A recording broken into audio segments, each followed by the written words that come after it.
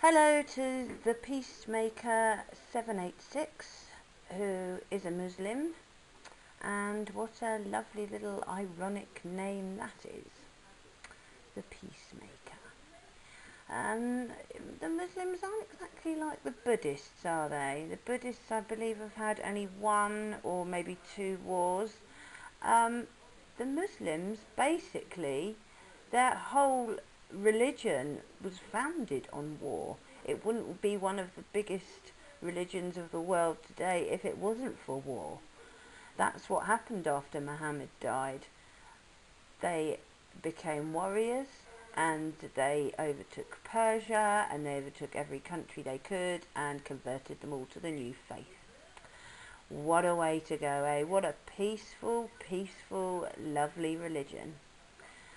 Anyway, as for your letter, I had to read it several times because it doesn't really seem to say anything except that Muslims should think this and things should be like this, and that's it really. And yeah, of course the things should be a lot of ways. Yes, they should, but they're not, and that's the whole problem.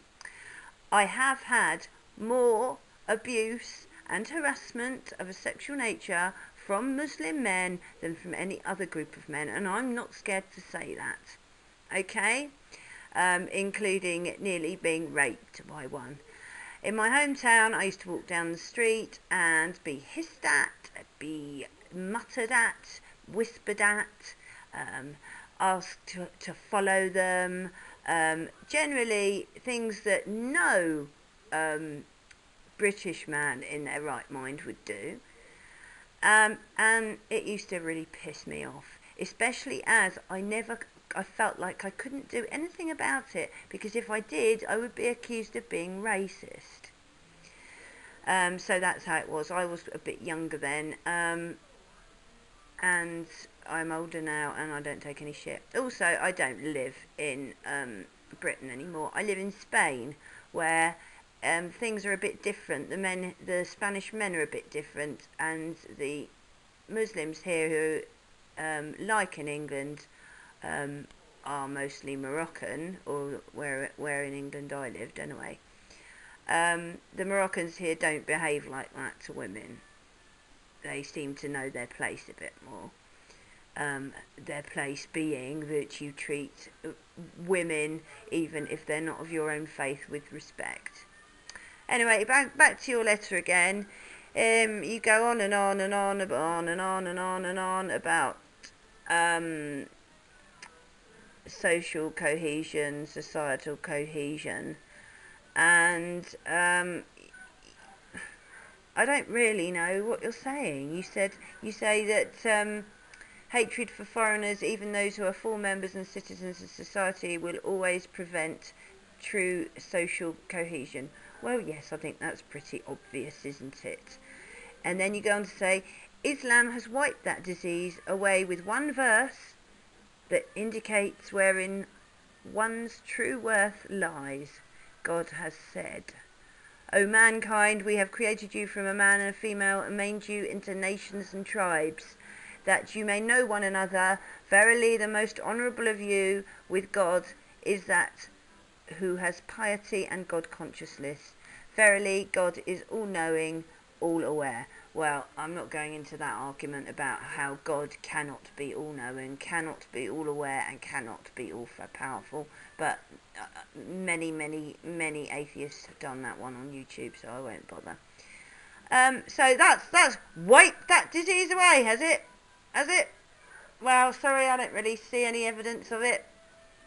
Turned on my telly today, didn't see that the hatred had been wiped away and that we have total social cohesion. No, not at all. Load of bloody rubbish. Did you know that Muhammad couldn't actually write? And when he had his dreams or visions or whatever it was, people would write them down for him, sometimes years after he'd had them, which is why the Quran, like the Bible, contradicts itself so much. Muhammad was just a man. He was a man at a time when people seemed to need a leader, and like Jesus, he was used really. I doubt he would be proud of what he started, the same as Jesus Christ, if Jesus Christ did in fact exist. Um, why? I have to ask you and Christians, why follow a religion that is so flawed, where the book that you have contradicts itself and has little passages in it such as kill the infidel, kill the infidel, kill the infidel, kill the infidel. So I wouldn't want to follow a faith like that. Shush, shush, darling. Shush, shush. Why follow a faith that is outdated? You wouldn't follow any other thing of that time. You wouldn't say, put leeches on your skin to cure a cold, would you?